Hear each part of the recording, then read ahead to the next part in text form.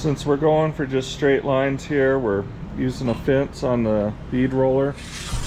And these pieces are our filler pieces for our rack up here.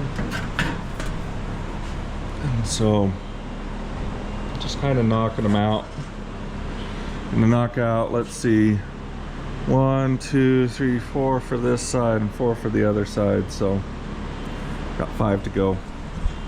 But this is working well. Seems to be warping it less because it kind of holds it down. It's all good deals. All it takes is one job, oh yeah. All it takes is one job, and everything is gonna be okay. Alright, we've made it down pretty far. Making a full template for this one though. I don't want to split it like we've been splitting them on those mounts. I want this piece to be one piece. I might end up doing some stainless or aluminum back here, but for now I just want to get this piece done, and then we can do whatever from whatever. Then whatever. Well, that was a little bit bigger project than I expected. Aren't they all though? But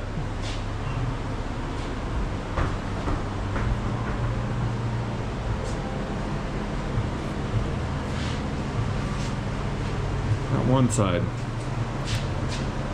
I've already got the 3 middle pieces made. They're all ready to go. I have the front piece lined out, but I have to double check the template before we do that. But that's traced out off of that piece, and it ended up working out, so we should be okay there.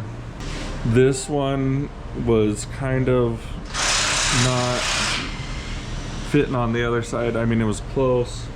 Obviously there's going to be some differences side to side when dealing with that tubing, but I think that I'll kind of do the same thing. I'll stick the template I have for this side over on the other side and kind of see how we do. But it worked out. Put a little one last screw up in the corner there. I don't know if I'll do one there, but I do know I'd like to do something here, and I think it's going to be more of like a piece of stainless or maybe aluminum that's cut out to where it has some dimension here. Maybe something that we can light up. I don't know, but it's too good a real estate to not do something neat there. But as for now, it looks great. Doesn't need to change for sure. I decided on this one when I was up there that I just wanted to start grinding those welds down and dressing the welds. I just don't think that I'm gonna leave it just, you know, welded. I think it'll look better just finished off. My welds aren't pretty enough to just leave alone, and they're just MIG, you know, not something faked or something like that. So I think I will mess with that. We ended up with, I was doing these 2 little screws. This one ended up being a little bit high, and so I moved it down, and then it ended up being lower than this one, so I ended up redoing this one. This one took the lives of 2 taps, almost a third, because of that weld that we were drilling through and tapping. But I knew it'd be a bear, but it was worth it. They're all the same now and looking good. Well, dawn of a new day. I have tailored the template from the other side to fit on this side. You know, there's minor differences from side to side, and I don't know, it's kind of what we get. Our front piece, we stenciled that out with the other piece before I bent the other piece or did anything with it. and ended up being the same. They both ended up working out good. Today, I'd like to get the centers cut. I haven't done that yet.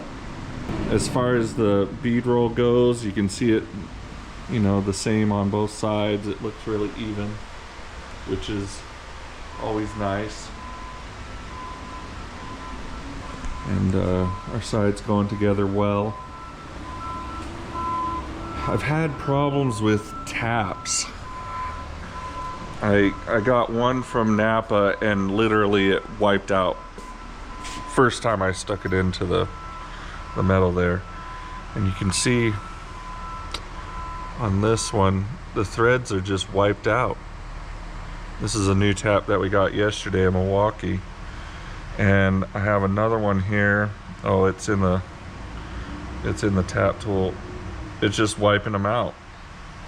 I've never had taps where the threads wipe out on them. This is new to me. I've had taps because they're so hardened, you'll break chunks out of them.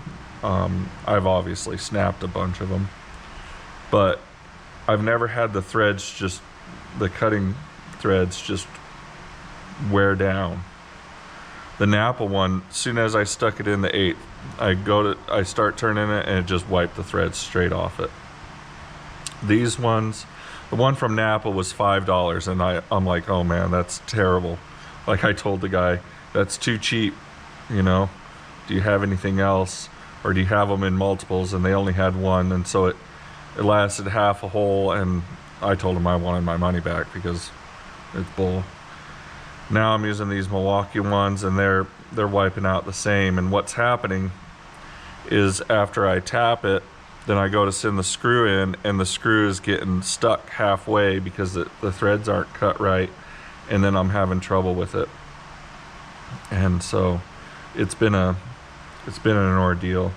I'm going to try a different store here in St. George that I've got taps from before, and they've been quality. But you know, having trouble with these.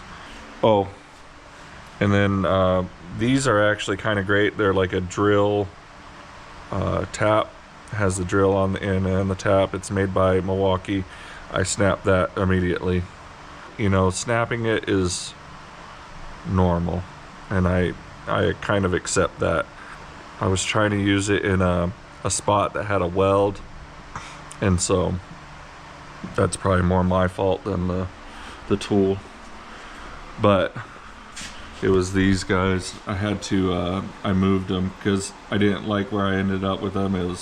This one was high, and then I moved it down, and then that one was high, so then I had to move it down, and so I was tapping right through a weld, which is, you know, you have to guess that it's going to have an issue. Hope it doesn't, but if it does, you know, it's kind of what'll happen on something like that. But I need to cut some metal, and so we're going to get our template down. We have to go a long ways on these ones on a new sheet. That was our last one that I cut out, and so we'll do another one right there, or maybe down there, so we have a fresh straight line, and get the last of the sheet metal on here. All it takes is one job, oh yeah. All it takes is one job, and